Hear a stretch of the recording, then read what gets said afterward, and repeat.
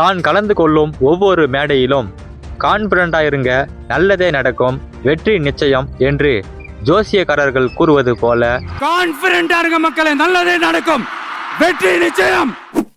புதியதாக கட்சி தொடங்கிய தமிழக வெற்றி கழகத்தின் தலைவர் கூறியது போல தற்போது ஒரு சர்வே அதை நிரூபணப்படுத்தியுள்ளது.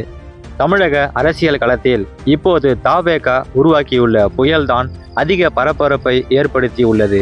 இந்த நிலையில் தவேக ரூபாய் 6 கோடி செலவில் சமூக பொறியியல் முறையை பயன்படுத்தி ரகசிய சர்வே ஒன்று எடுத்ததாக கூறப்படுகிறது.